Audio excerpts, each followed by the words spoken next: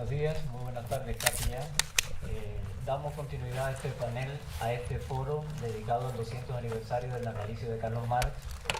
Y a pesar de todo lo inconveniente, queremos agradecerle por su constancia, por su interés. No dudábamos que el aniversario de Marx, que Carlos Marx no prestara la atención, es decir, no requiriera la atención en este foro de Claxo. Por eso, al inicio, cuando se preparaba la conferencia, le decíamos a los organizadores: es el 200 aniversario del natalicio de Carlos Marx, por favor, vamos a organizar algo. Y bueno, su presencia aquí nos muestra que no nos equivocamos. Es un foro, como se ha dicho, que ha estado organizado por diversos grupos de trabajo de Claxo, y hemos estado intercambiando. Bueno, en este segundo panel contamos con la presencia del profesor Enrique Dussel, a quien tenemos de vuelta en Argentina, ya como profesor honoris causa de la Universidad de Cuyo recientemente, conocido por todos nosotros.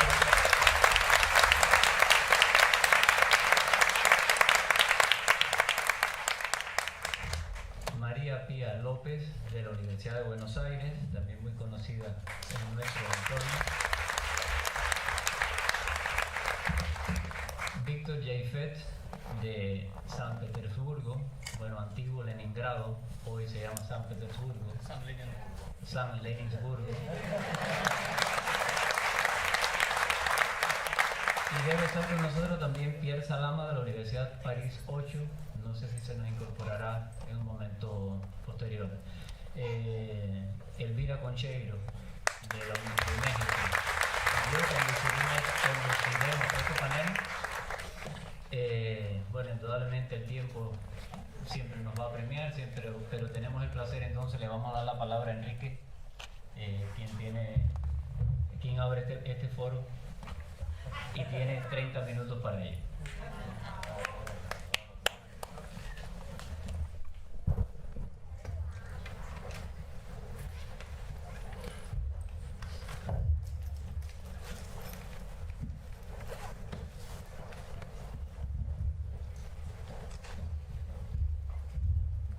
Primero que voy a hacer es preguntar si los del fondo escuchan bien.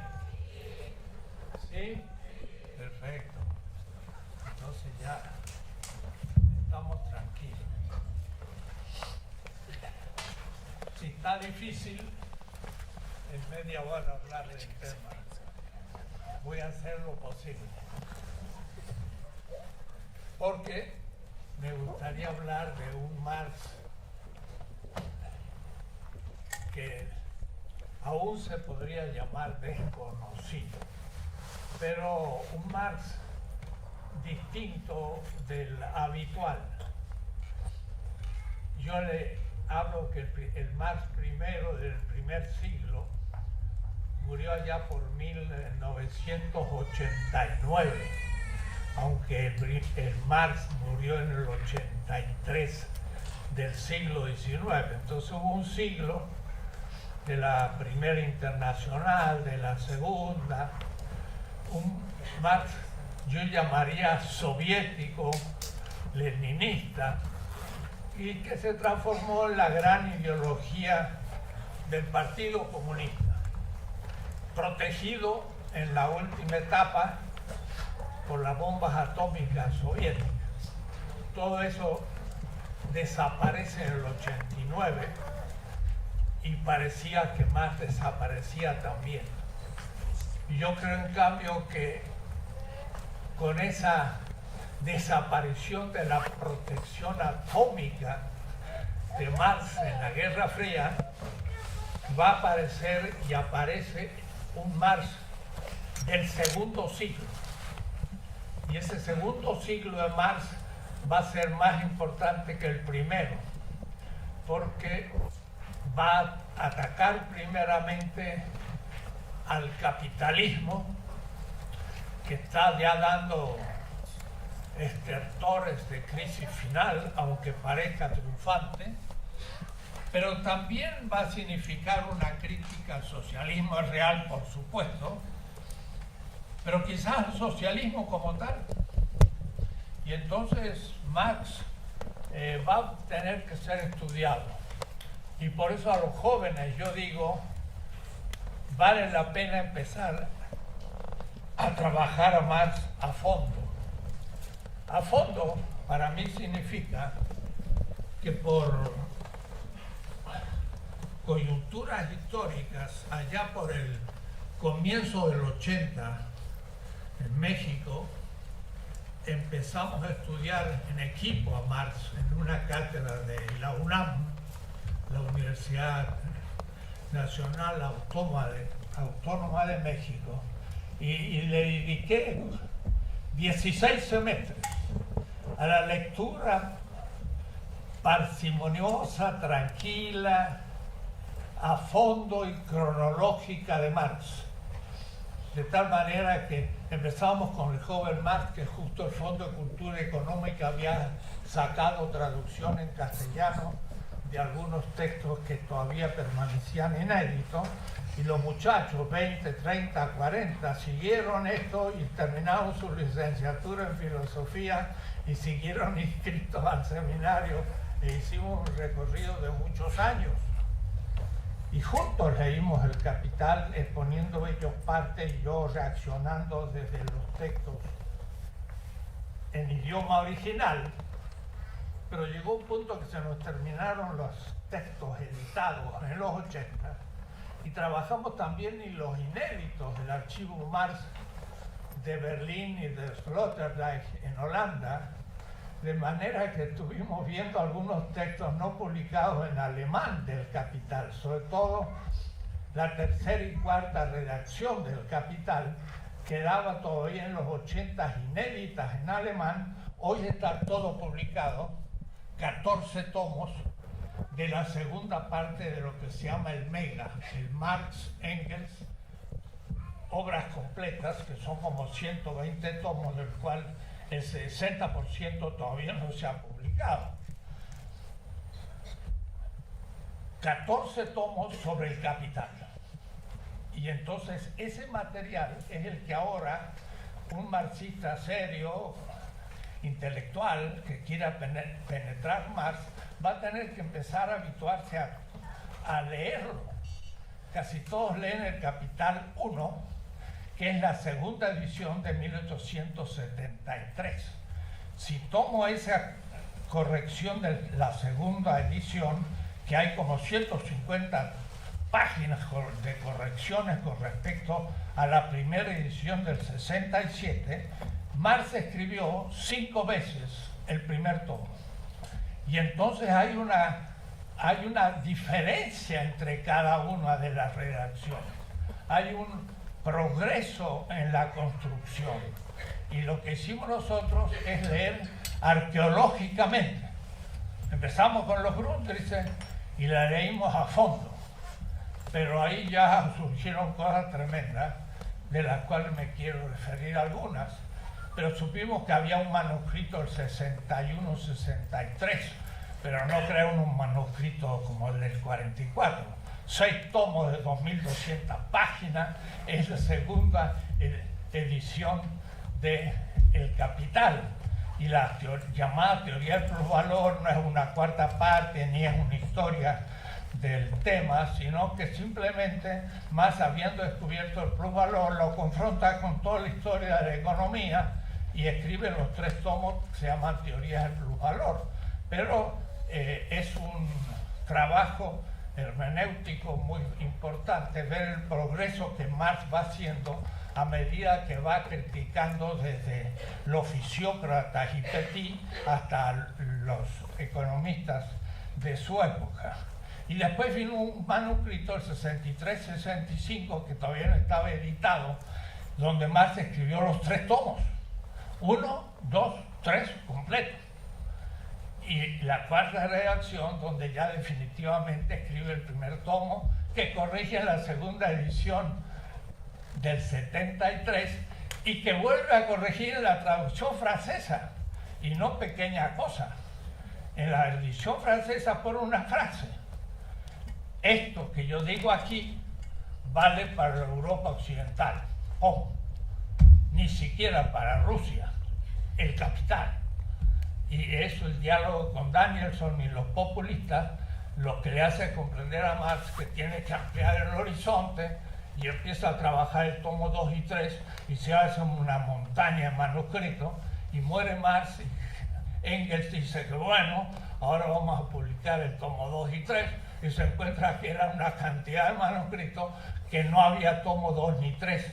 La verdad, Engels en su época no se le ocurrió publicar todos esos manuscritos y hubiéramos ganado un siglo de profundización de Marx, sino que Engels creyó que tenía que escribir un tomo. Entonces agarró todos los manuscritos y Engels publica el 2 y el 3 de Marx. Ahora tenemos el tomo 2 y 3 del manuscrito del 61-63. Y ahí entonces tenemos un texto de Marx de los tomos, pero hay muchos otros manuscritos. Esto para decir a los jóvenes, Marx todavía en gran parte es desconocido. Y entonces hay que ponerse a estudiar, porque podemos tener muchos inputs para la crítica del capitalismo hoy.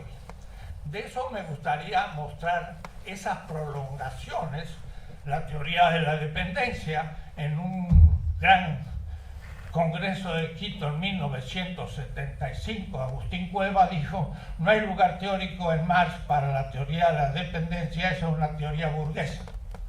Error fatal de Cuevas. Marx explícita, o es decir, define explícitamente la teoría de la dependencia, que es la esencia del proceso de la globalización hoy, y muchas otras cosas. Entonces, no quiero más introducciones y me quiero dedicar a, bueno, tengo como 7 puntos en que Marx innova muchas cosas si lo leemos a fondo y en su idioma original, por desgracia. Así que a los jóvenes que quieran estudiar Marx en serio, hay que estudiar en alemán. ¿Qué le vamos a hacer? Ninguna traducción vale, porque traducen de distinta manera el mismo concepto y entonces se despista el lector. Hay que leerlo en su idioma y para hacerlo claro al nivel que yo me sitúo hoy. Primero, ¿cuál es la filosofía implícita del capital? Marx era filósofo y bueno, y muy conocedor de Hegel. Es imposible entender el capital sin ser filósofo, y por eso que los economistas cuando lo leen lo rasgan un poco en la superficie, pero no pueden penetrar a fondo. Pero también es imposible leer solo como filósofo, Althusser u otros, sin hacer economía. Él es un interdisciplinar tremendo, que hace historia, que hace economía, que hace filosofía al mismo tiempo, y hay que dominar su metodología. Él tiene un sistema filosófico que cuando uno lo lee parece hegeliano, pero le hace retocas fundamentales, y ahí está ya el problema. ¿Qué le retoca? ¿Qué le cambia? Y no es lo que la tradición dijo, por lo menos para mí, sino algo muy extraño. Digo esto porque acuérdense, Althusser para mí es un impostor. Habló de Pauclise, de Capital, y no lo había terminado de leer, y yo lo descubrí leyéndolo, pero después en su autobiografía dice: no terminé de leer el Capital y escribí el libro, estaba temblando de la crítica y fue un éxito tremendo y se montó sobre el éxito, pero no había captado lo que más había dicho Althusser. Todo lo que hice fue contra Althusser, a tal punto que en siglo XXI yo le propuse a Orfila publicar para leer los Grundrisse. Si Althusser hubiera leído el Capital bien y sobre todo los Grundrisse, no hubiera escrito el libro que escribió, que fue una invención de su parte. Pero Orfila me dijo: no, es el libro que más vendemos del siglo XXI, así que le tuve que cambiar el título y poner la producción teórica, no la práctica teórica. Contra Althusser, la producción teórica marxista. En los Grundrisse queda Althusser completamente desbaratado. miren qué notable. Cuidado, voy a dirigirme a una parte del público, a los filósofos o a los que ya conocen el Capital, y los que no, bueno, va a pasar un poco por arriba, pero los invito entonces a empezar a estudiar Marx. Para Hegel el ser es la indeterminación absoluta, el ser, pero al mismo tiempo es un sujeto absoluto indeterminado. Y la primera determinación del ser es la cualidad. Claro, en la lógica grande, no en la fenomenología ni en la filosofía del derecho, no, en la lógica, que es lo más pesado de Hegel, y que Marx decía, hay que escribir un panfleto sobre la lógica para que se entienda en el fondo lo que él hacía. Entonces hay que leer la lógica de Hegel para entender a Marx, si no, no se entiende nada. La primera determinación del ser es la cualidad. Para Marx, el trabajo indeterminado es el ser de la economía. Y la primera determinación del trabajo vivo indeterminado es la cualidad, el valor de uso. En la segunda determinación, y uso la palabra determinación, de tal manera que me empecé a leer los Grundrisse y toda terminología era hegeliana. Y Althusser había dicho que en el 46, 47 había producido la ruptura epistemológica y que ya dejó a Hegel de lado. ¿Cómo va a dejar? Lo va a seguir trabajando hasta la muerte y cada vez mejor. Althusser es un francés que se inventó a Marx. Entonces yo dije, si en el 46 ya no dejó a Hegel, lean ustedes la introducción a los Grundrisse que hace Marx, que no tiene tanta importancia porque es al comienzo de los 10 años más fecundos de Marx, del 57 al 67, y por lo tanto un texto sobre la metodología que no ha usado todavía no es válido, casi. Yo creía que era válido, pero no es válido, porque el método que va a usar después no es el que describió ahí, porque no había hecho ejercicio todavía. La primera determinación del trabajo vivo es el valor de uso. La segunda determinación, dice Hegel, del ser es la cantidad. Y la segunda determinación del trabajo vivo, dice Marx, es el valor de cambio.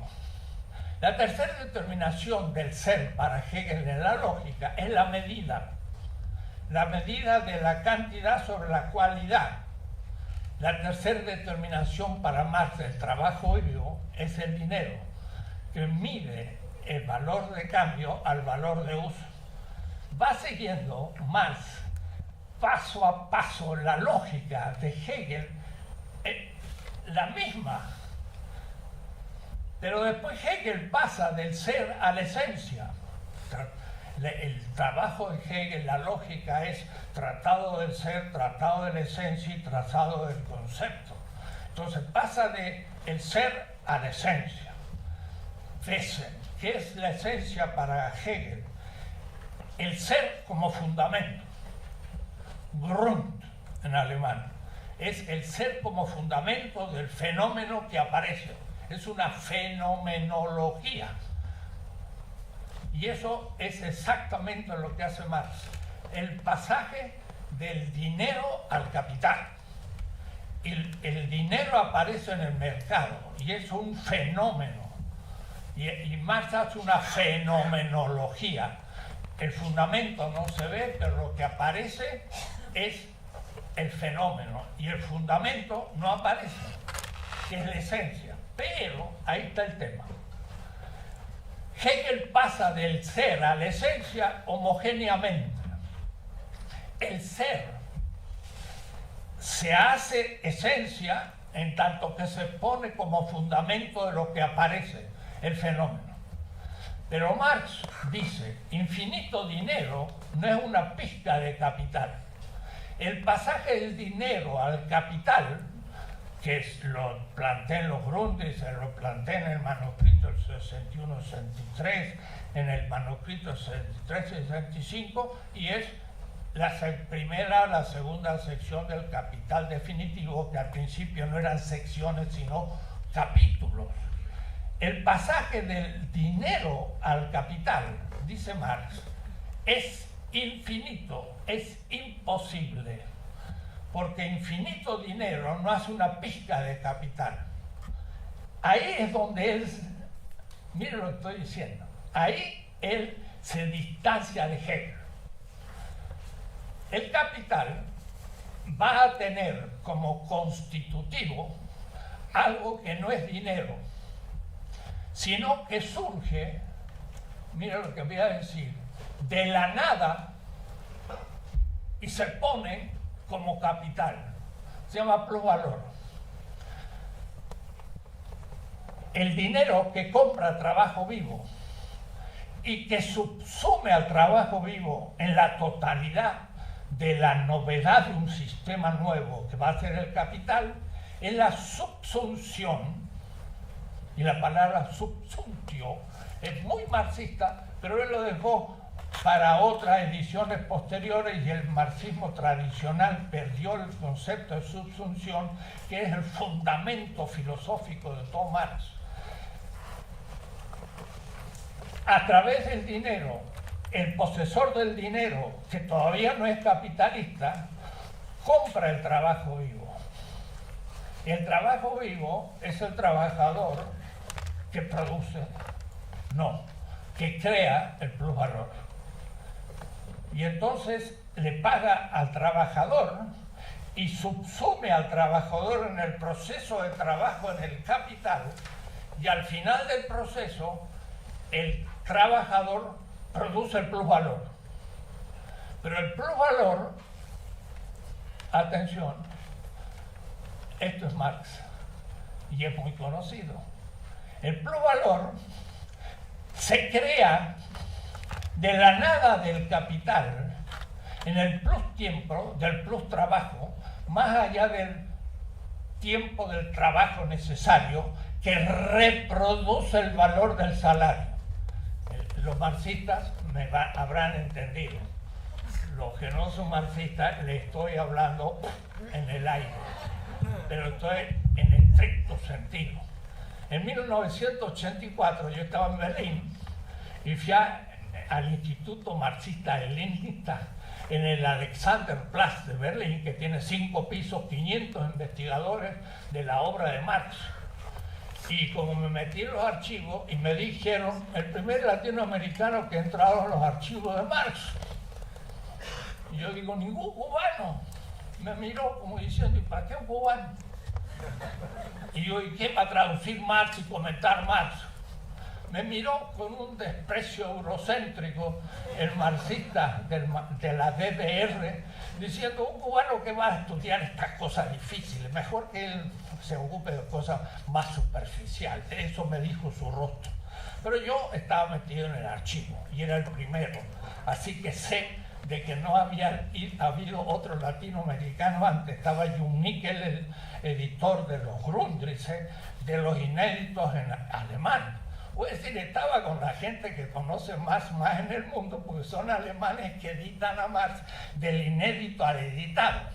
Y entonces una vez charlando con él, dice, vamos a hacer una reunión. Y hubo como 11 investigadores del marxista-leninista con el vicepresidente del instituto. Y yo les propuse 2 temas. Primero, ¿por qué el trabajo vivo no tiene valor y sí la fuerza de trabajo? Fue una discusión rápida, algunos estaban de acuerdo, otros no, pero algunos no la tenían clara. Pero donde sí ya encontré un vacío total es en el tema que les estoy explicando. Marx dice,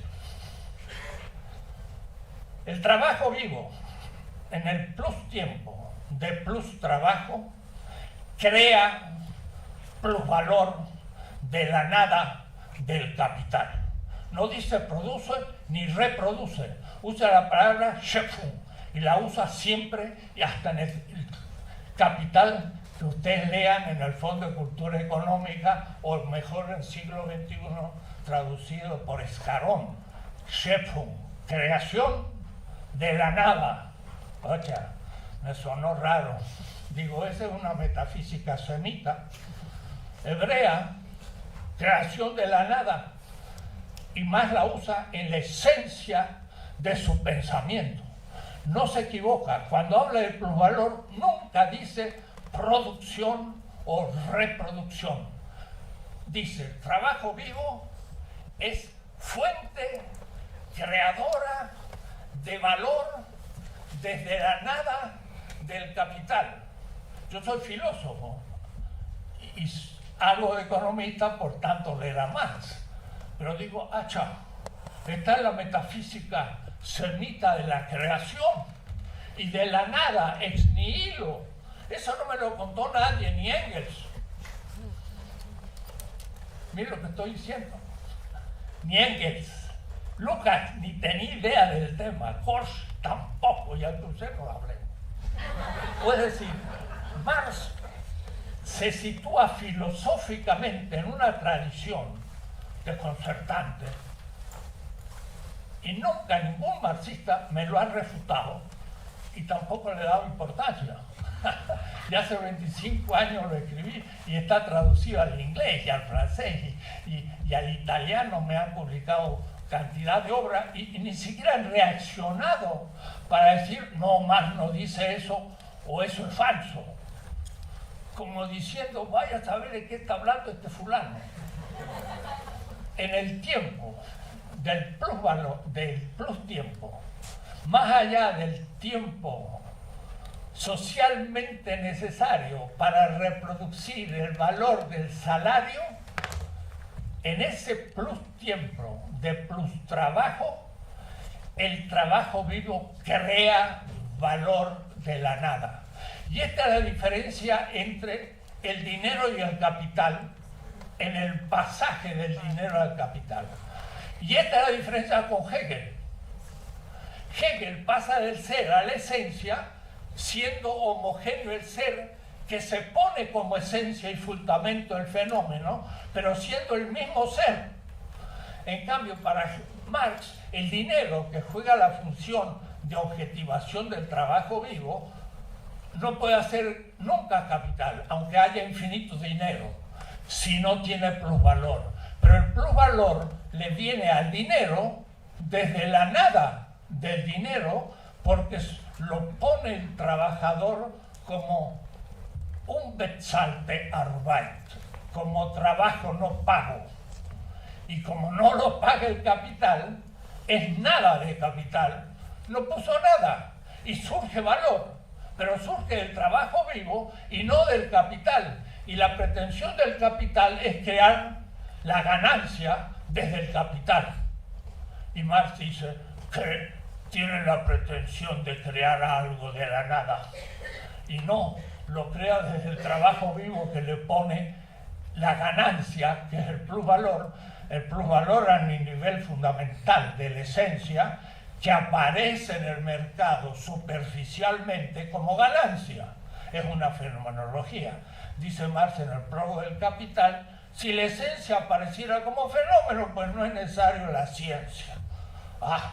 Entonces Popper dice, Marx no es científico, y Mario Bunge dice, Marx no es científico. Lo que pasa es que el señor Bunge era una persona superficial que no sabía el concepto de ciencia de Hegel.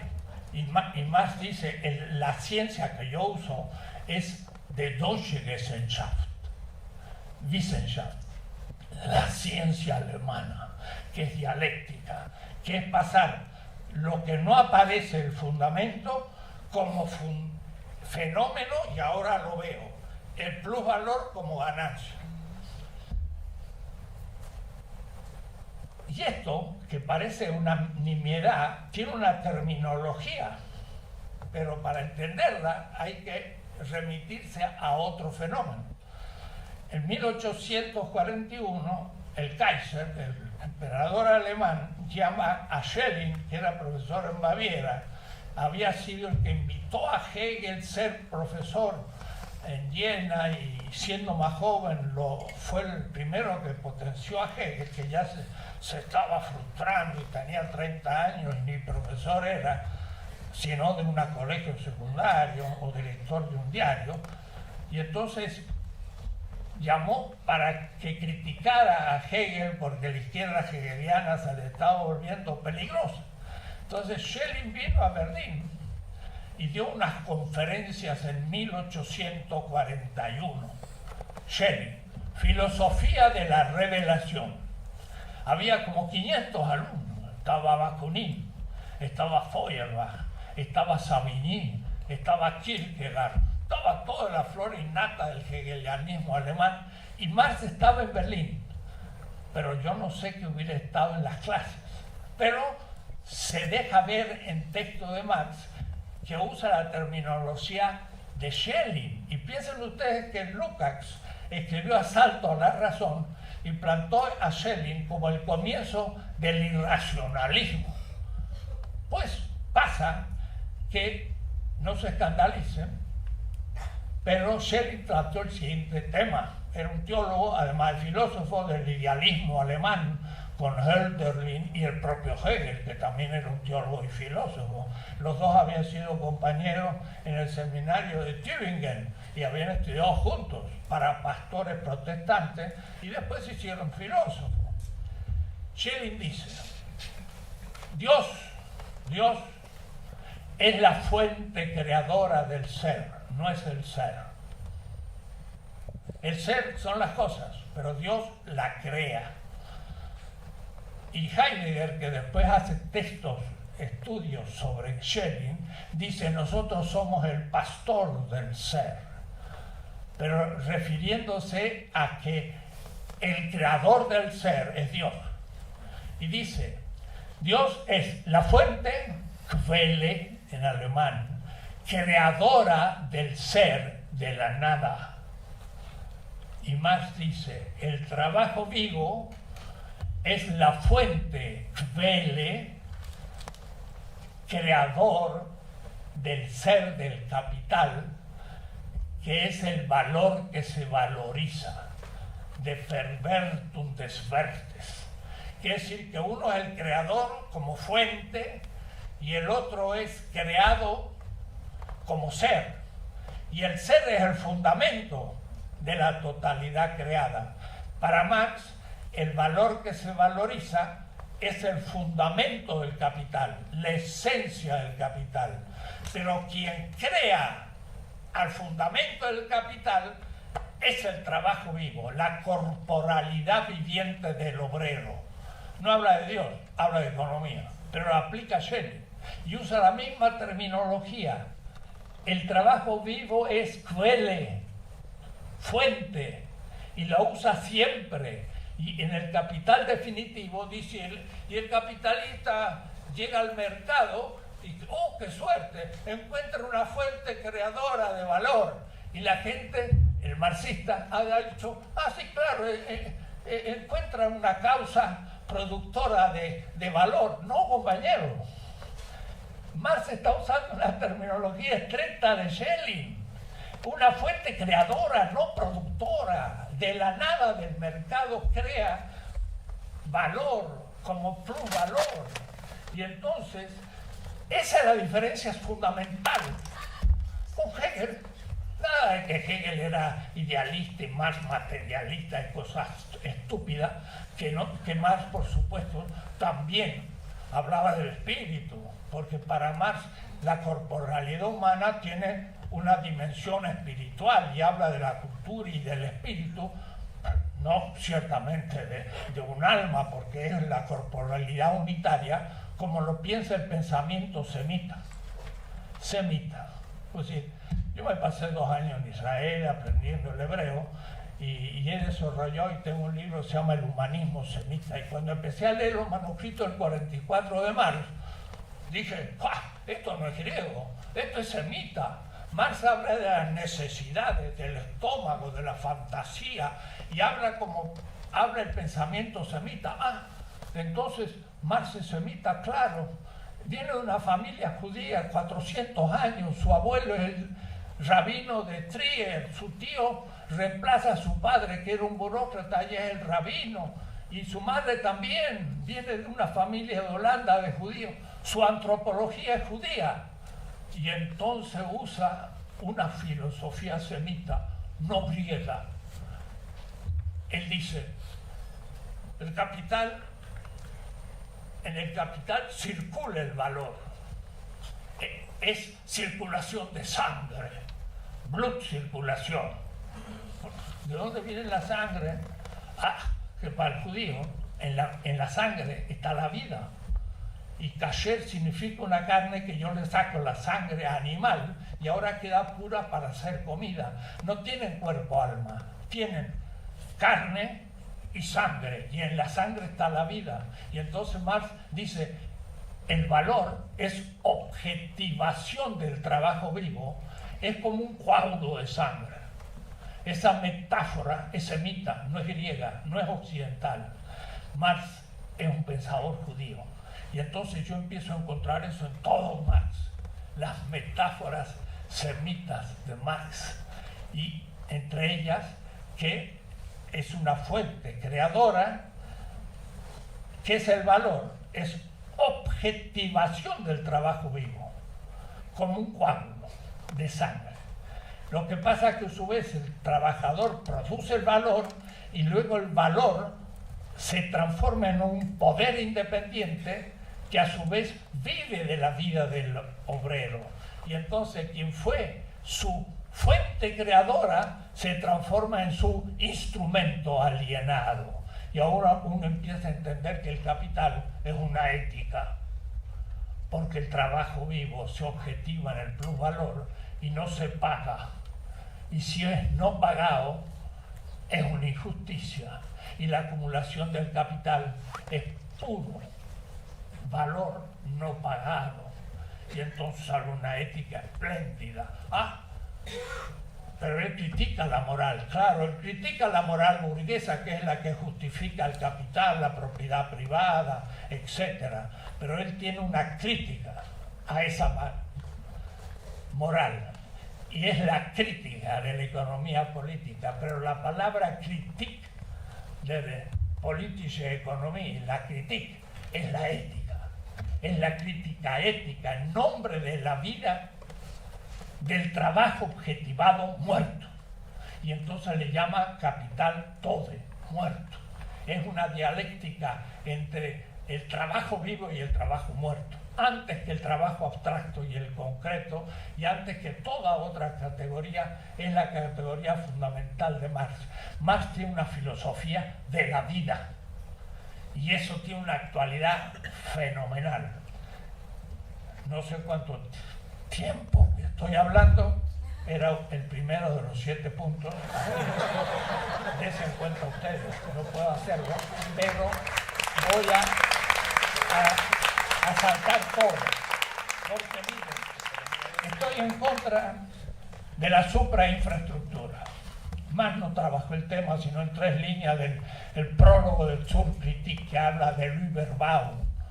No, la política no es supraestructural. Dice Marx, vemos la mercancía en el espejo del derecho. Pues claro, si una mercancía está en el mercado es para comprar y vender.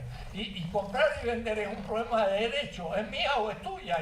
Y vender es cambiar de propietario, un problema de derecho en la política, y eso es la esencia de la mercancía. ¿Cómo la política es supraestructura? Una estupidez. Y la ideología, pues sí, es el fundamento de todo.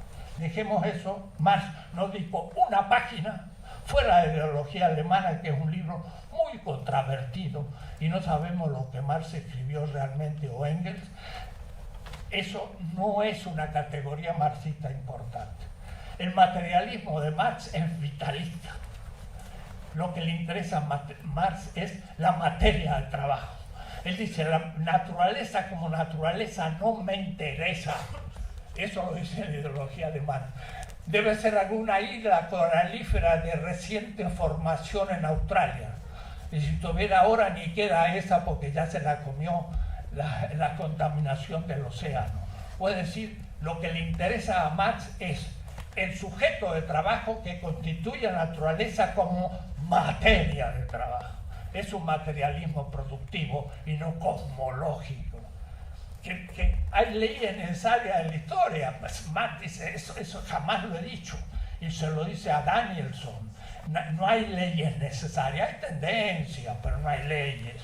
Y entonces las críticas de Laclau a Kautsky y a todos estos que creían que la revolución iba a ser inevitable y el capitalismo por las leyes de la naturaleza iba a caer, jamás lo había pensado Marx. El ateísmo de Marx estaba en contra del ateísmo explícitamente. Acabo de escribir un libro grandote, Las metáforas teológicas de Marx.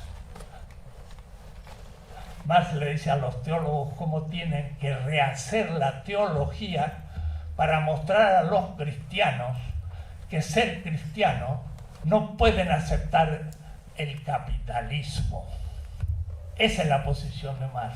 El ateísmo en el 44 dijo, una vez que se ha producido la negación del hombre, el ateísmo no tiene más función.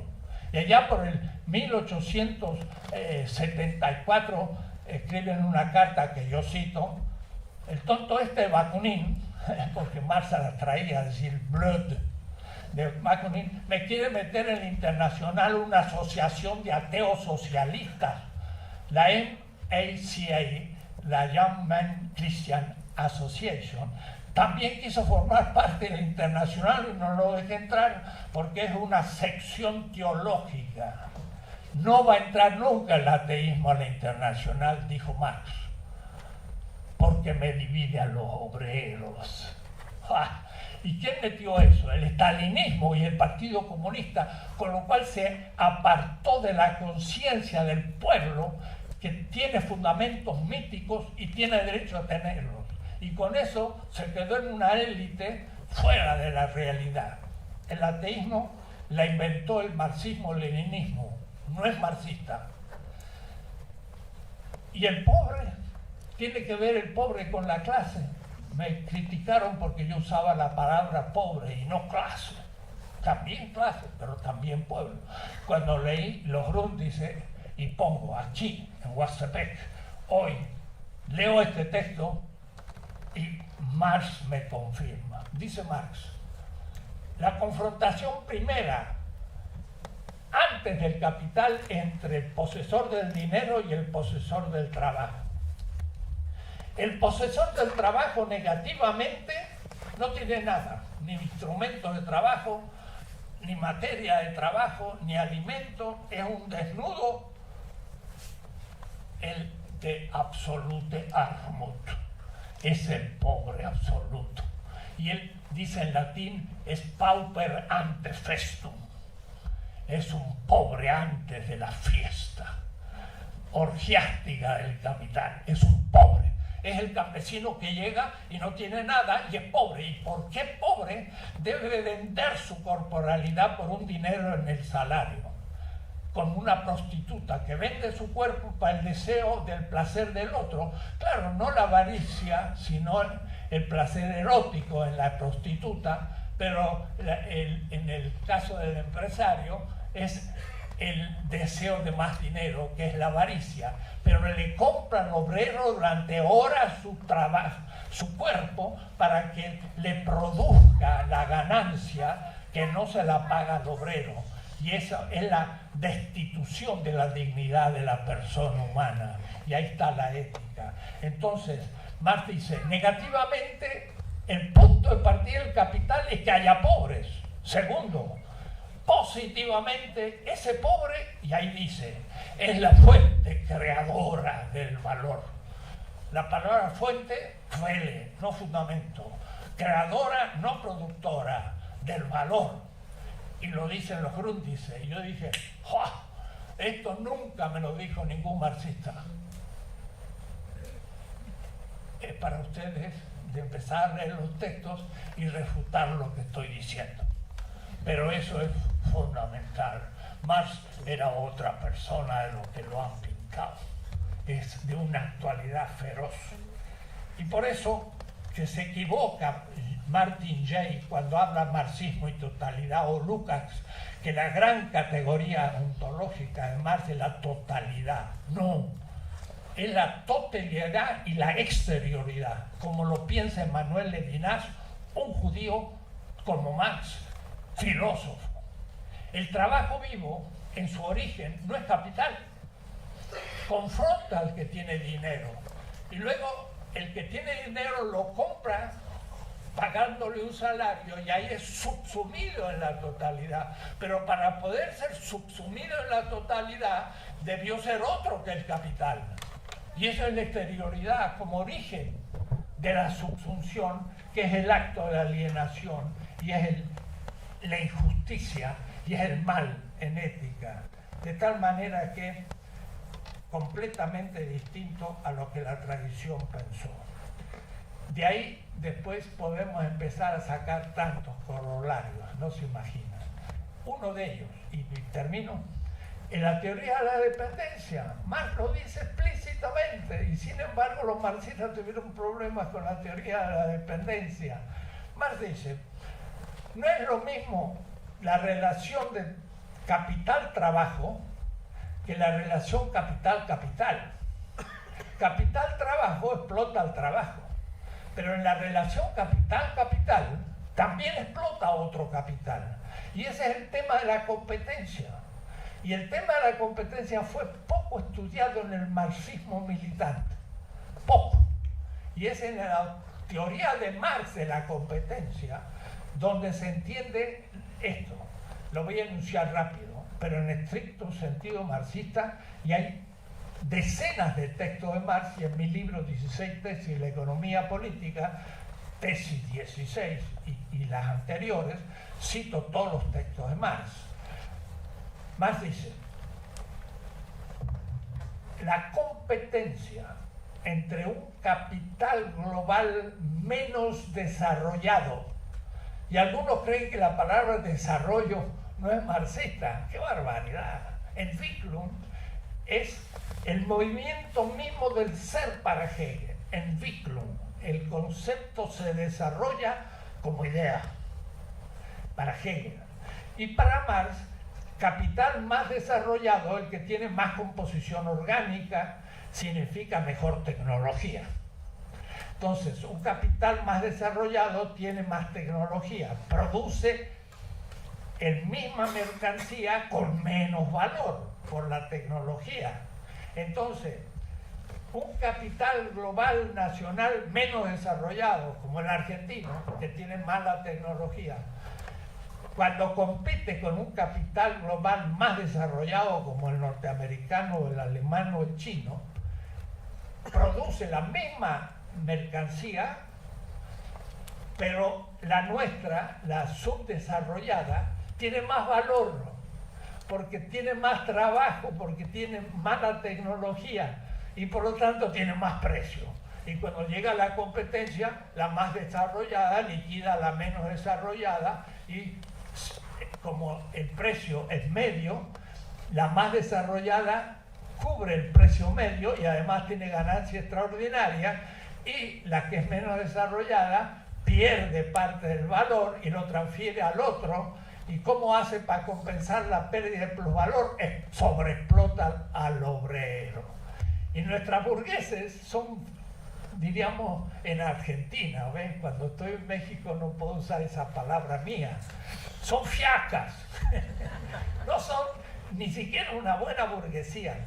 Para competir baja el precio del salario, pero no inventa nueva tecnología. South Corea inventó nueva tecnología y después de tener buena tecnología abrió la frontera y South Corea compite y tiene autos y tiene computadoras y todo. No quiere decir que sea mejor, pero desarrolla tecnología. Nosotros en cambio bajamos el salario, está más fácil, explotamos a la gente y entonces no creamos nueva tecnología. Por eso estamos transfiriendo plusvalor en el mejor de los casos, pero casi todas las relaciones son monopólicas. El mejor negocio que existe es prestar dinero y usted tiene que pagar el interés. Y entonces desde Martínez de Oz, que empezó, me acuerdo, como con 3.000 millones de dólares que pidió innecesariamente de crédito, la Argentina empezó a vegetar sobre deudas, y qué decir México y Brasil y todo, y el gran negocio, el pago de interés. Eso es plusvalor. El plusvalor se distribuye como capital industrial, ganancia, como capital comercial o como capital financiero, el interés. Y entonces el plusvalor, al fin, que es trabajo vivo, objetivado, se distribuye en los tipos de ganancia, y nosotros estamos vendiendo la sangre de nuestro pueblo en préstitos innecesarios. Noruega, un paísito chiquito que pues pareciera no tener significado, tiene petróleo, pero que ni lo usa, no tiene un centavo de deuda, es un país de los más altos niveles de vida de la tierra, pero nunca pidió prestado porque no lo necesitaba tampoco Argentina. Entonces, la dependencia es justamente esa competencia entre capitales nacionales menos y más desarrollados, tan simple como eso. Es transferencia de plusvalor a los capitales centrales, norteamericanos, europeos y hasta chinos ahora. Pero la China tiene una ventaja sobre los demás, que el capital financiero está en manos del Estado. Y esto cambia. No es capitalismo de Estado en la China, es algo muy especial que no voy a entrar a hablar. Bien, por último, Marx dice, el capital destruye al ser humano y la humanidad y la naturaleza. Ese es el último mensaje de Marx. Es el más grande ecologista, y los ecologistas creen que es antropocéntrico. Miren, les voy a decir rapidísimo el tema. Cuando dos capitales compiten, tienen que bajar el valor del producto que venden con otro capital. La cuestión está entonces en mejorar la tecnología. Cuando digo mejorar, ¿cuál es el criterio? Piensen que yo soy Ford y el otro es Chevrolet en Detroit en 1904, y dice Freud, voy a hacer una tecnología ecológica, un auto eléctrico. ¿Cuánto tiempo necesita para desarrollarlo? 50 años. Al año siguiente ya no compite con la Chevrolet, y al siguiente ya fundió Ford, porque tiene que mejorar la tecnología perentoriamente, de inmediato, porque si no el capital se funde. Entonces, la competencia, hay que mejorar la tecnología. ¿Con qué criterio? De que me permita bajar el valor del producto y por tanto el precio. Y el criterio ecológico, y lo siento compañeros, no puedo, el criterio ecológico es afirmar la vida y no afirmar el aumento de la tasa de ganancia, que es el capital. Son dos criterios económicos. Y todo el capitalismo está esclavizado, diríamos, como dice Marx, agarrado a la roca como Prometeo con la cadena de Festo. Está agarrado a la necesidad de aumento de la tasa de ganancia. Y entonces la mejor manera para Ford y para Chevrolet es quemar petróleo, la sustancia más valiosa de la tierra, fruto de millones de años de vida, y un elemento que podríamos usarlo en los próximos 2000 años haciendo cosas maravillosas, pero lo estamos quemando, como quemar diamantes. Pero bueno, no podemos salvarnos porque si no, nos fundimos. El problema es el criterio de selección de la tecnología y no la tecnología.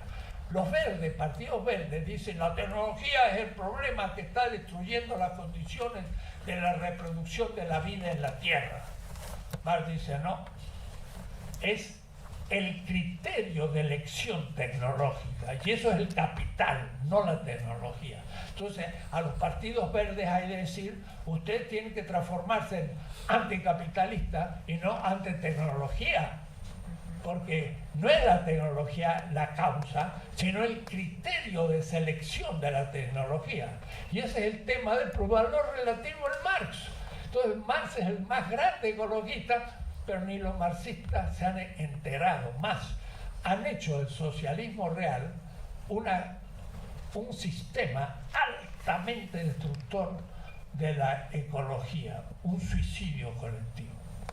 Pero me guardo cantidad de temas, porque el más de fondo es al fin ni siquiera luchar contra el capitalismo, es luchar contra la modernidad, que empezó en 1492. Y eso es más grave que el capitalismo, porque el capitalismo es el sistema económico de la modernidad, pero la subjetividad moderna es la que hay que realmente superar. Y debo decir, el mismo socialismo y el mismo Marx hasta el fin de su vida, por una parte todavía era eurocéntrico, y gracias a los contactos con Danielson y los populistas rusos empezó a poner en cuestión su eurocentrismo occidental, poquito, pero el tema de la modernidad todavía lo estaba sospechando, pero no llegó a la crítica. El problema es la subjetividad moderna, que constituye a la naturaleza como un objeto que se compra, se vende y se explota. Y se olvidan que somos parte de la naturaleza, dentro de ella. Y en la medida en que estamos destruyendo la vida de la naturaleza, nos estamos suicidando. Y por eso Walter Benjamin dice, hay que poner un freno, nada de proyectos tan progresistas.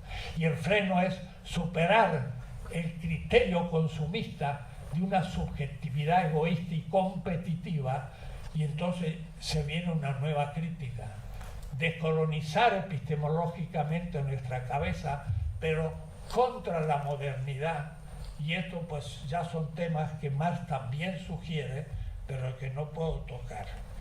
Por decirle, y ahora sí termino, Marx está en el futuro.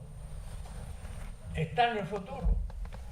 Hemos rasguñado un poco algunas hipótesis de Marx.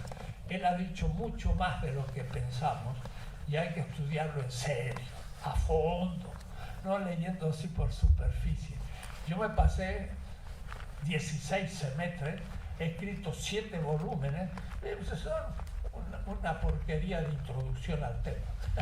Pero léanlo si pueden, digo si tienen ocasión, y van a ver que es algo muy distinto hasta en la terminología. Mi terminología es Marx, no es marxista-leninista. Eso para mí pasó a la historia, desapareció por suerte y vamos a otra cosa.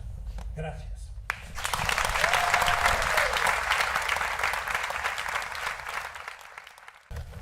Muchas gracias. Gracias a Claxo también por invitar a compartir mis reflexiones sobre el tema. Como soy de Europa del Este, mi actitud hacia la historia del marxismo es algo diferente de aquí como se percibe en América Latina. Históricamente, hubiera sido ayer la mesa, para mí sería una fecha personal, porque hace 32 años que ingresé en la Unión de Juventudes Comunistas en la URSS antigua, y después de 5 años renuncié a la Juventud Comunista y jamás volví a ser miembro de algún partido. Fui a estudios históricos, y para mí el tema de Marx no es una cosa que se puede separar de la praxis política. Dijo Enrique que para entender a Marx hay que ser filósofo sobre todo. Estoy de acuerdo, pero también agregaría un punto muy importante, que no podemos dividir a Marx y marxismo, más bien a lo que se autodenominaba marxista o fue denominado como marxismo por varios seguidores de Carlos Marx y Federico Engels, aunque no estoy tan seguro si Marx y Engels los hubieran aceptado como los discípulos suyos, porque la historia de lo que será marxismo-leninismo, no solamente en la URSS, sino en otras partes del mundo, es una historia más que controvertida. Yo cuando estudiaba en la escuela crecí estudiando de manera casi obligatoria la teoría del comunismo científico, no se denomina como marxismo, sino como comunismo científico, y dos cosas aprendí muy bien en la escuela, dos frases que estamos casi aprendiendo a memoria, que marxismo es una cosa omnipotente porque es científicamente comprobado, pero jamás explicaban cómo fue científicamente comprobado, o si explicaban decían que estaba comprobado con toda la experiencia exitosa del socialismo real. Ya sabemos hoy cómo terminó el socialismo real y qué tanto se quedó en las mentes de la gente que había nacido en la URSS de ese socialismo real. Pero me gustaba más la otra frase que tiene mucho que ver con lo de hoy, que marxismo no es un dogma sino un guía de acción.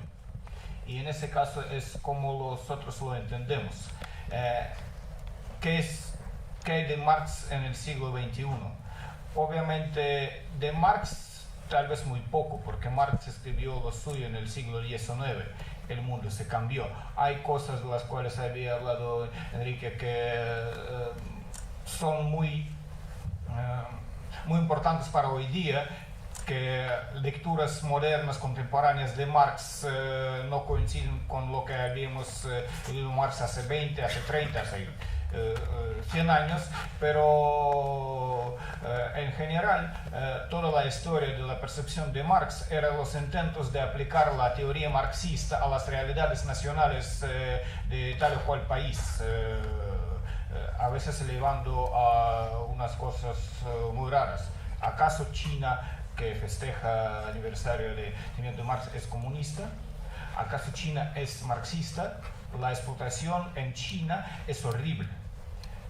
No tiene nada que ver con la teoría marxista, según mis criterios, y tampoco el sistema de la producción socialista en la Unión Soviética.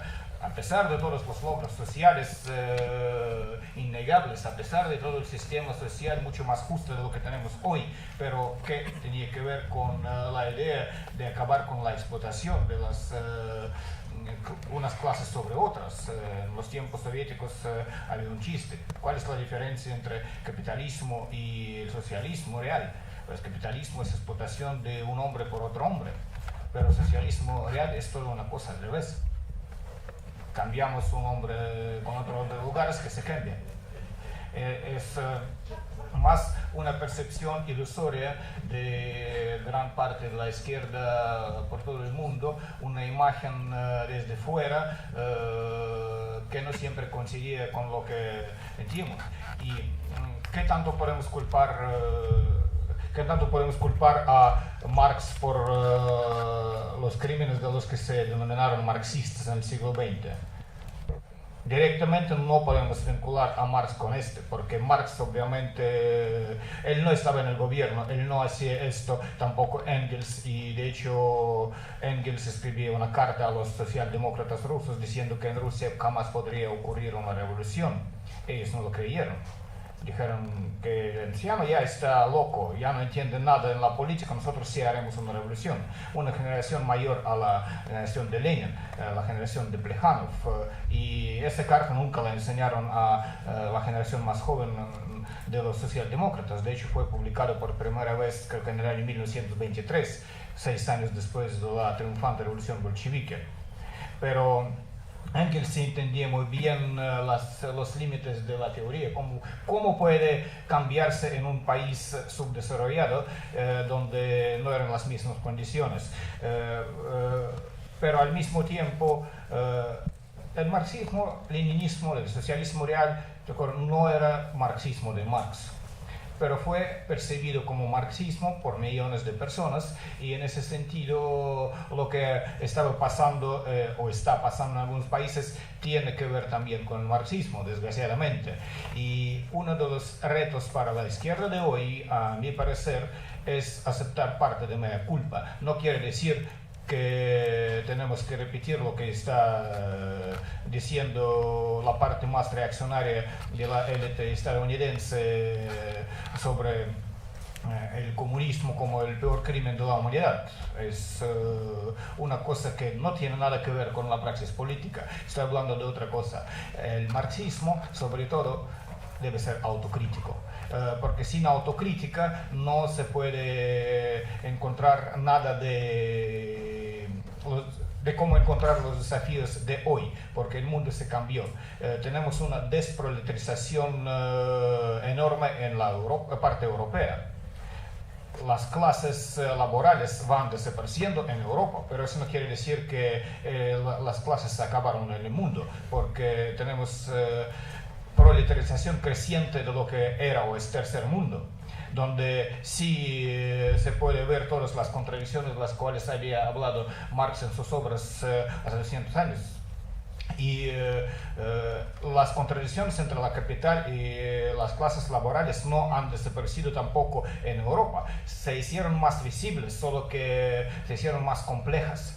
Que la academia de hoy es un ejemplo de una explotación capitalista, de un conveyor tipo Ford completo, donde un académico, donde una persona que trabaja en el sistema de educación ya no trabaja para educar, ya no trabaja para enseñar, trabaja para presentar los resultados de investigación contados en las unidades de artículos que uno publica por el año. No importa el valor científico de esos artículos, no importa cuánto puedes explicar las ideas, cuántas personas puedes educar.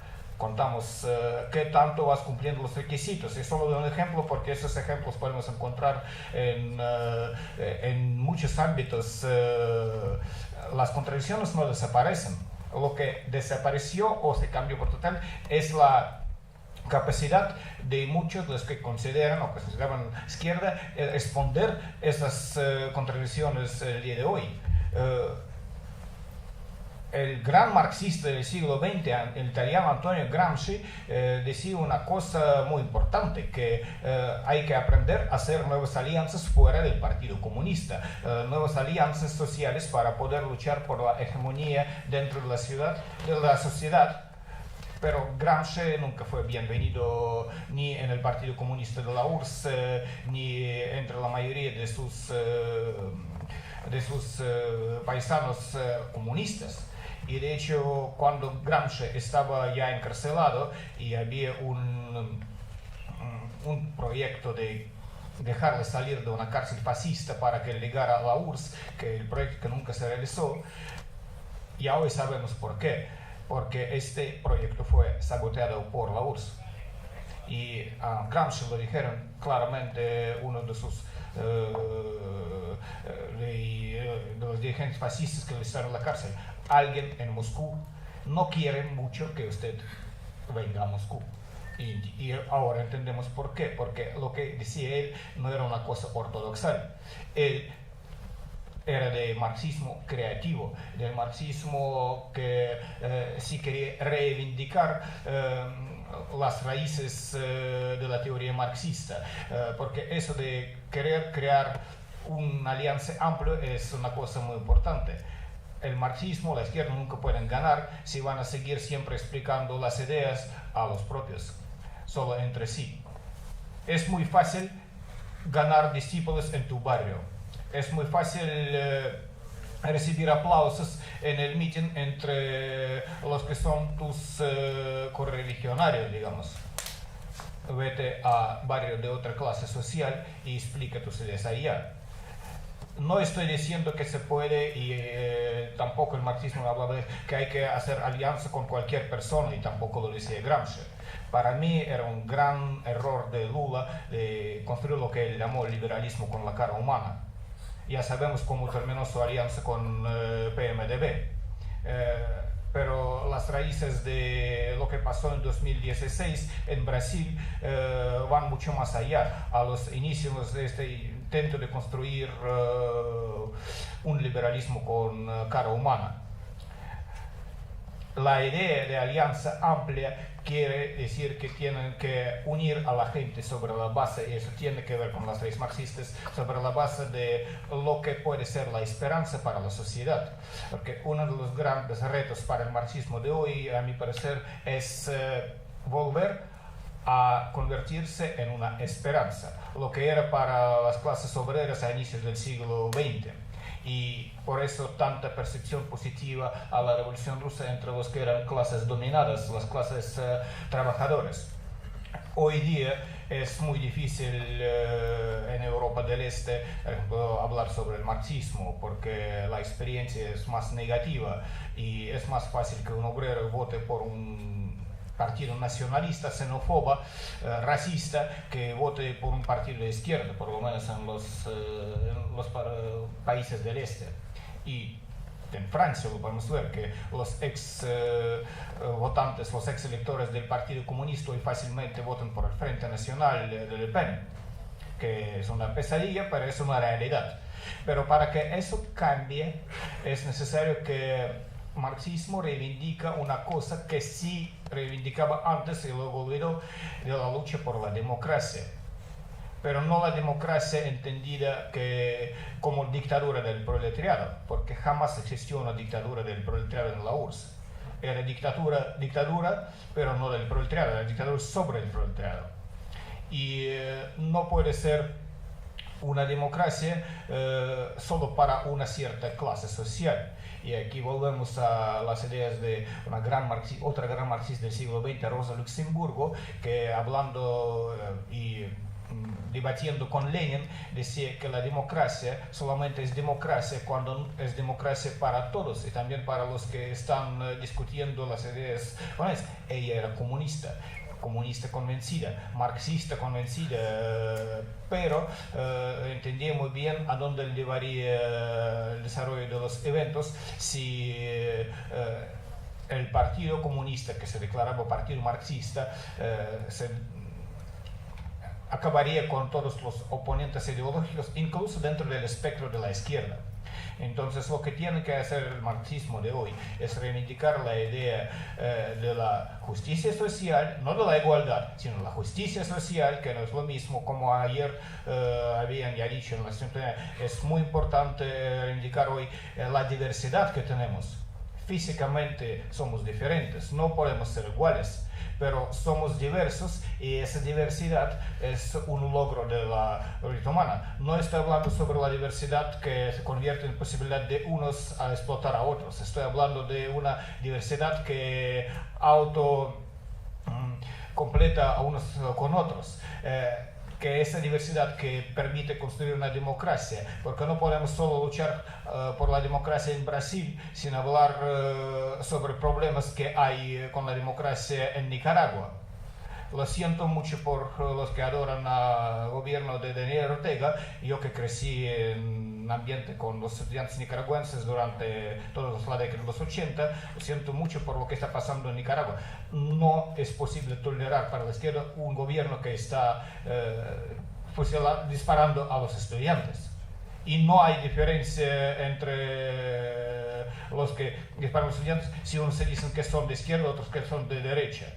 Están disparando a la gente.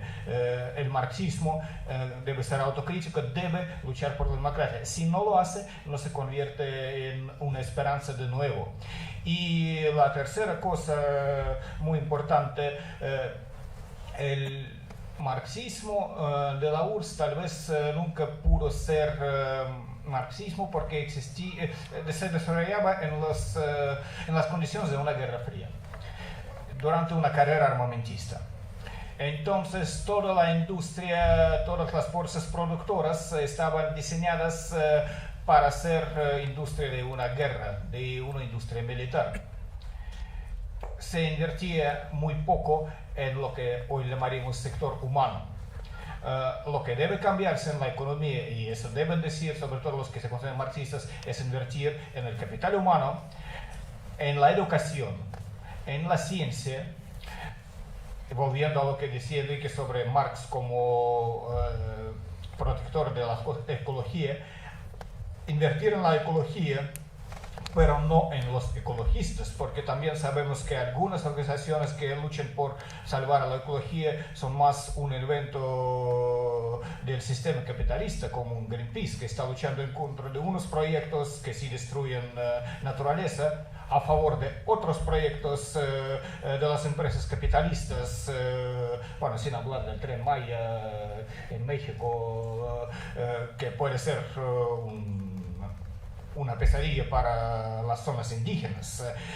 Entonces, juntando la diversidad, reivindicando la democracia como la base de justicia social, reivindicando el sistema de una persona, de un ser humano como la pieza central de todo ese sistema, solo así el marxismo puede mantener lo que se queda de la valor innegable de la herencia de Carlos Marx para seguir en el siglo XXI aplicando las consignas muy importantes para que sigan compitiendo con lo que hoy es adversario ideológico no solamente en América Latina sino en el mundo, porque si antes para los marxistas el adversario podría ser el liberalismo progresista, hoy día el liberalismo progresista es una cosa en extinción, que se cambió por un neoliberalismo agresivo y es una cosa absolutamente diferente. Se puede encontrar un lenguaje común para la izquierda con los liberales progresistas. Es una cosa casi imposible de buscar de que si quieren que hablar con los neoliberales porque tampoco quieren discusión, quieren imponer su punto de vista. Los marxistas, tomando esa palabra en un sentido más general, pueden hacer una alianza, pero para eso debe ser ideología y praxis moderna, contemporánea, aplicada a las condiciones del mundo de hoy y con la diferencia de condiciones que existen en varias partes nacionales. Bueno, yo creo que con eso yo termino. Pido perdón por mis faltas de sintaxis, porque a pesar de estar hablando español durante años, hablando me detecto todas las fallas que hago. Gracias.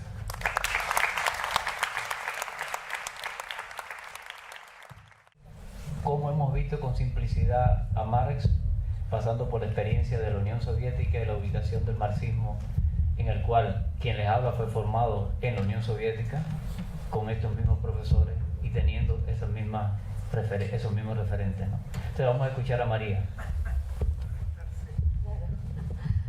Bueno, buen día.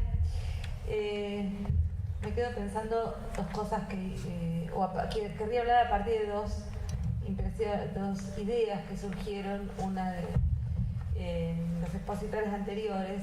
Una, la idea de la lectura de Marx como palimpsest, como arqueología, ¿no?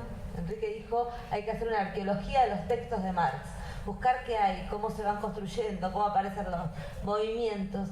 Me parece que eso es algo fundamental y me hizo recordar mucho una traducción que seguramente, yo soy lectora de traducciones nada más, una traducción que seguramente muchos conocerán del Capital, que es la que hace Pedro Escarón y el equipo de gente para siglo XXI, donde tiene una gran introducción sobre el problema mismo de la traducción y donde va mostrando esa existencia del capital como una especie de palimpsesto, ¿no? Donde uno va buscando, encontrando las capas y donde esas capas van revelando siempre un Marx distinto, ¿no? Creo que algo que es fascinante de Marx es ese carácter de presentarnos siempre un tipo de complejidad que resulta imposible de aplanar y que podemos construir muchos Marx, y Marx se nos presenta también bajo la forma en muchos momentos, como leyó Derrida en los últimos años, casi como un espectro o como un conjunto de restos, algo que restos en el sentido más activo, restos como aquellos que somos capaces de ver cuánto de vivo tiene lo que muchos tiran al desván del pasado. Y en ese sentido quería recuperar una idea de Víctor cuando empezó hablando, que dijo, leer a Marx también como praxis política, o leer a Marx también desde la praxis política. Porque cuando voy a hablar de Marx, voy a hablar de un lugar muy particular, no como estudiosa de Marx, que no lo soy, doy clases sobre Marx, pero no soy estudiosa de Marx, que es muy distinto, sino como desde un lugar absolutamente político y conceptual, pero a partir de esa militancia política, que es la del feminismo latinoamericano. Es decir, mi pregunta sobre Marx es una pregunta que está puesta en una esquina que le voy a poner nombres propios. Por un lado, en una esquina que está asignada por el tipo de dislocación que hizo frente al marxismo alguien como José Carlos Mariátegui. Por eso digo, estrictamente latinoamericano. De José Carlos Mariátegui, otro gran estudioso de Marx, como fue Pancho Aricó, decía: Mariátegui nunca fue más fiel a Marx que en los momentos en que era infiel a su letra. Nunca fue más fiel al espíritu de Marx que en el momento en que la pregunta por la revolución latinoamericana y por las posibilidades de construir el socialismo en América Latina lo obligaba a distanciarse, y quizás tomándolo de Enrique, quizás no de la letra de Marx, sino de lo que se conocía hasta ese momento como la letra de Marx. Es decir, el Marx que había llegado, mediado por las instituciones que representaban al marxismo oficial hacia América Latina, ¿no? Pancho Aricó dice: en los momentos en que Mariátegui innova frente a eso, lo hace ¿por qué? Porque está urgido por la pregunta de si es posible una revolución en América Latina, y para contestar si es posible una revolución en América Latina se pregunta nada más ni nada menos que cómo se constituye un sujeto político en América Latina, que no puede ser, desde la perspectiva de Mariátegui, no puede ser el proletariado urbano, porque si no estamos fritos. Si no estamos fritos, porque hasta que haya fábricas, haya proletariado, haya migración y se constituya esa clase obrera, lo siento, ni los bisnietos verán algún proceso de construcción del socialismo. Y Mariátegui, que era un realista y se preguntaba todo el tiempo por las fuerzas efectivas que había en una sociedad, y ahí es donde Aricó dice es más marxista que nadie, porque se pregunta por las fuerzas sociales que existen y la posibilidad de composición de un bloque de clases en el Perú de 1920. Mariátegui dice ahí: en América Latina no podemos sino pensar el sujeto desde una perspectiva, sino alrededor del campesinado indígena, es decir, un sujeto definido étnica y socialmente de un modo bastante diferente al que venía pensando el marxismo europeo. Bueno, a eso le llamo, por eso decía una esquina, le llamo la dislocación Mariátegui. Yo no podría pensar el marxismo si no es pensar ni la actualidad de René Marx, sino es pensar en ese desvío, o en esa pregunta, en esa exigencia que tenemos como latinoamericanos de pensar desde la posibilidad de un Marx que nos hable, nos interrogue y podamos interrogar en un sentido absolutamente productivo, que es la pregunta por el hacer político, la constitución posible de una lucha emancipatoria. La otra calle que va hacia confluir esa esquina donde me quiero parar hoy es la que le llamo el olvido Flora Tristán. ¿No? Es la dislocación Mariátegui. La segunda calle es el olvido de Flora Tristán, o el olvido de una intuición, un texto, de un llamado de Flora Tristán en 1844. Flora Tristán era una feminista que también pasó por Perú. También pasó por Perú buscando otra cosa, no vivió con Mariátegui allí, fue a Perú a buscar una genealogía familiar y una herencia, pero luego tiene preciosos textos sobre Londres, contemporáneos al gran texto de Engels sobre Londres, y en 1844 escribe un llamado a constituir una internacional y se dirige a las obreras y obreros del mundo. Ese texto se llama La Unión Obrera y se dirige, insisto, explícitamente a obreras y obreros. Y el capítulo 3 de ese formidable texto de Flora Tristán es el capítulo en el que se aboca a pensar la desigualdad de género. O sea, se aboca a pensar, desigualdad de género es un término de nuestro presente, Flora lo decía en otros términos, se aboca a pensar la opresión de la mujer. Porque va a sostener que la opresión de la mujer es la base sobre la cual se establecen todas las opresiones sociales, que mientras aceptemos ese ladrillo de la desigualdad, no lo quitamos de la construcción de un edificio que es entero de desigualdades. ¿No? Entonces, 1848, todos conocemos el texto que se escribe en 1848, formidable llamado a una internacional y a la constitución de una alianza de los proletarios del mundo. Pero lo que en esos 4 años, lo que queda dividido es esta intuición de Flora Tristán. Es decir, que para pensar la emancipación tenemos que pensar, y no podemos relegarlo como una contradicción secundaria, como algo que viene después, como algo que llegará cuando las cuestiones de las clases estén resueltas.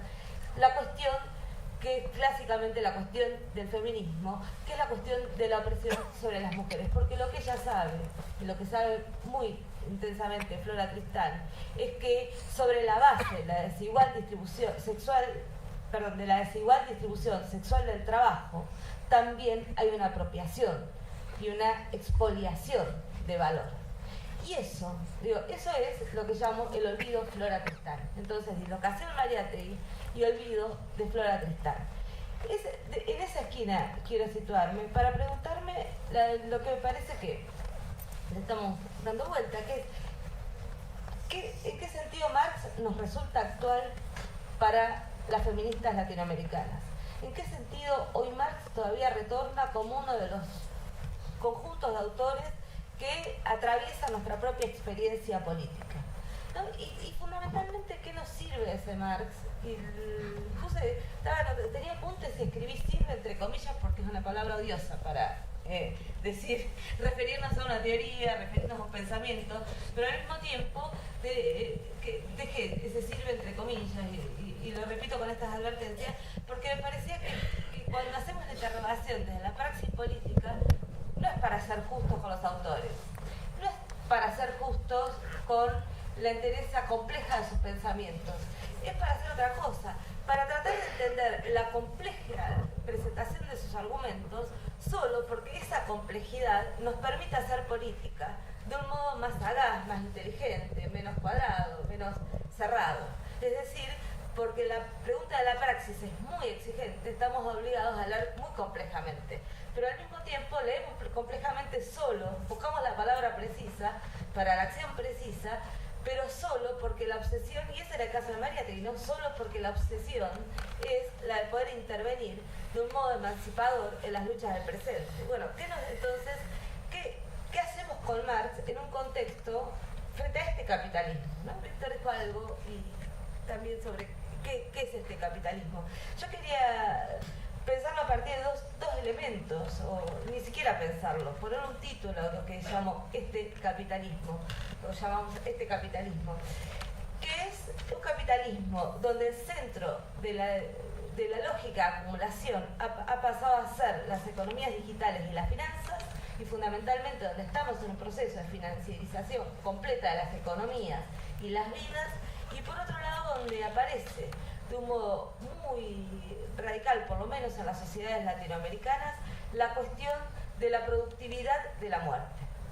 Es decir, donde estamos en un momento en que, por un lado, la financiarización y por otro lado, hay una lógica, me gustó mucho la idea de Enrique, que tenemos que pensar un Marx que es de un materialismo vitalista. Precisamente porque pensar desde el materialismo vitalista, pensar la crítica del materialismo vitalista, nos permite iluminar muy fuertemente qué significan estas lógicas de volver productiva la muerte, de volver productiva aquello que se diferencia, y usar una expresión de Badiou, ¿no? Que él dice, si algo caracteriza este momento del neoliberalismo es la facilidad con la que produce un trazo y una división entre vidas desechables y vidas con mérito. Y sobre esas vidas desechables produce unas estrategias que son estrategias de crueldad, de destrucción, pero que no son de mera destrucción, sino que tienen una enorme productividad en su capacidad de destruir la naturaleza, pero también las vidas humanas. Lo animal, pero también las vidas humanas. Y si no pensemos en lo productivo y eficaz en términos de generación y distribución de la plusvalía social que tienen las economías ilegales como el narcotráfico, pero también las economías pseudolegales como las economías de las cárceles, de la criminalización y de la persecución. Digo, esos son fuentes formidables de acumulación del capital hoy en día. Entonces, ¿cómo pensamos sobre este momento del capital que está asignado por las finanzas y por la crueldad? ¿No? ¿Cómo pensamos cómo pensamos cuando el hacer vivir y el hacer morir, el producir muerte y al mismo tiempo hacer morir y al mismo tiempo hacer vivir son parte fundamental de nuestro presente o de los modos en que se construye y se destruye lazo social, vínculos con la naturaleza, lógicas de la economía y tramas? Todo eso tenemos que poder pensarlo. ¿Podemos pensar con Marx todo eso? ¿Podemos pensar con Marx ese punto abismal en que nos encontramos las sociedades latinoamericanas?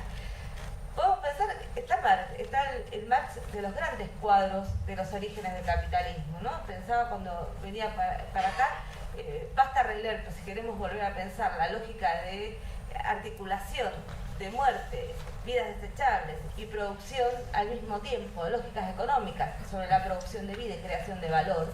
Podemos releer el inolvidable absolutamente capítulo 24 del Capital sobre la acumulación originaria y lo que significa esa acumulación originaria del capital en términos de expoliación colonial y al mismo tiempo de puesta en el mercado de trabajo de un conjunto de trabajadores y trabajadoras que son cada vez más niños, cada vez más débiles, cada vez más explotables y explotados hasta la exterminación, ¿no? Eso es lo que nos narra Marx.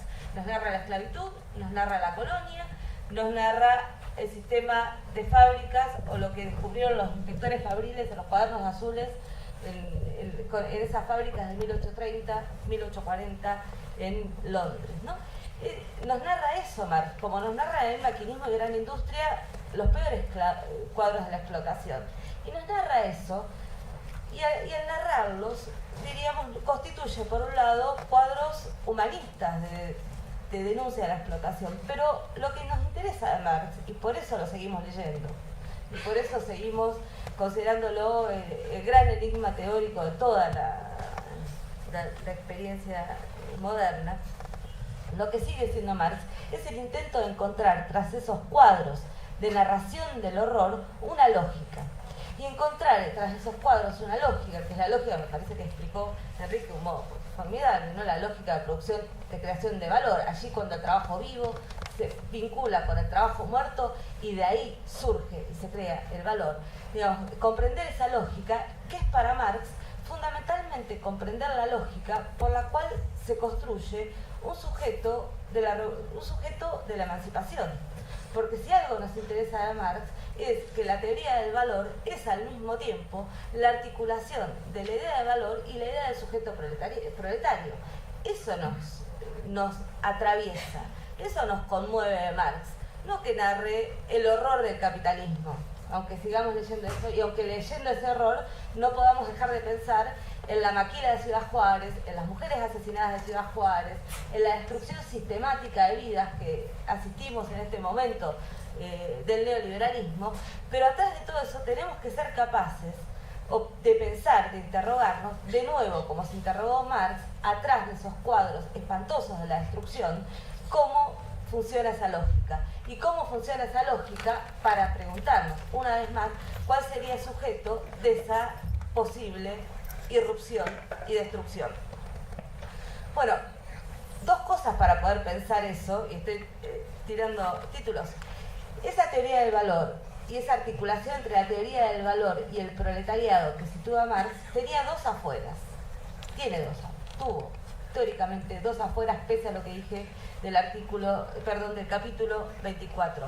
Por un lado, una afuera era estrictamente el mundo colonial y esclavista. La relación salarial siempre fue la isla del salario en el marco de un mundo que era un mundo donde las relaciones no eran salariales. Y pensemos que desde América Latina no podemos pensarlas sino en relación a lo que fueron los sistemas de servidumbres indígenas y los sistemas de esclavitud y tráfico de esclavos. Por eso ese es el otro afuera.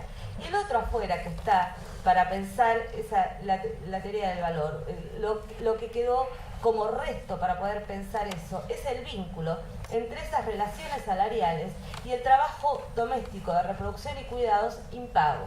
Es decir, ese trabajo doméstico no está terminado de pensar en su articulación con la forma salarial. Eso es lo que el feminismo viene a poner en escena, y por eso Silvia Federici puede decir: la cocina es para nosotras el barco negrero. Y nosotras deberíamos decir: la cocina y el barco negrero son eso otro que necesitamos poder pensar para que Marx siga siendo actual. Es decir, para que Marx siga siendo un nombre dentro de nuestras luchas presentes por la emancipación. Es decir, con la cocina y no sin la cocina. Bueno, estos son los temas. Por eso decía que para un movimiento como el movimiento de mujeres lesbianas, travestis y transexuales, que crece en Argentina desde hace años, crece, se multiplica, va constituyendo imágenes, conceptos, fuerzas activas, presencias callejeras, estos son los temas con los cuales volvemos a Marx. Por eso les decía, vuelvo como feminista latinoamericana, no como estudiosa de Marx, no como profesora que a veces roza esos textos en las clases, porque nosotras pusimos en juego en los últimos años una medida que nos obligó a repensar estas cosas, que fue la medida del paro. El 19 de octubre de 2016, en Argentina convocamos un paro nacional de mujeres. El 8 de marzo de 2017 y el 8 de marzo de 2018 convocamos y organizamos ese movimiento amplio, plural, diverso y realmente muy heterogéneo y conflictivo en sí. Convocamos a paros internacionales. Cuando convocamos a paros, nos dijeron: ¿quiénes pueden parar? Nos preguntaban: ¿quiénes pueden parar? ¿Quiénes pueden convocar al paro? ¿Y qué significa parar? ¿Quiénes pueden convocar al paro? ¿Los sindicatos? Los sindicatos pueden convocar a un tipo de paro, ¿no? Al paro respecto de aquello que pasa en los lugares asalariados. Pero si decimos que trabajo es mucho más que eso, que trabajo es lo que se hace en las economías populares e informales, que trabajo es lo que hacemos en la casa cuando cuidamos a los pibes, que trabajo es todo el trabajo de reproducción doméstica, entonces no son los sindicatos solo los que pueden llamar al paro, somos todas aquellas que nos constituimos como sujetos y que decimos que podemos parar en cualquiera de esos momentos de trabajo. Por eso, ¿qué significa parar? Fue también algo muy amplio. ¿Qué significa parar? ¿Dejar de cocinar? ¿Qué significa parar en un comedor, en el trabajo comunitario? ¿Qué significa parar cuando te toca una guardia de hospital? ¿Qué significa parar? Bueno, para nosotras esa interrogación de qué significa parar fue fundamental. Porque para decir que nosotras podíamos llamar un paro, quedamos obligadas a pensar estrictamente qué entendíamos por trabajo y también decirnos, como movimiento, decirnos que estamos produciendo valor mucho más de los límites de nuestro ingreso al mundo asalariado. Y que probablemente decir eso, que por ahora es solo una intuición, nos obliga a revisar enteramente nuestras bibliografías, nos obliga a revisar críticamente todo aquello en lo cual nos formamos, todos aquellos textos que todavía siguen siendo fundamentales para nosotras.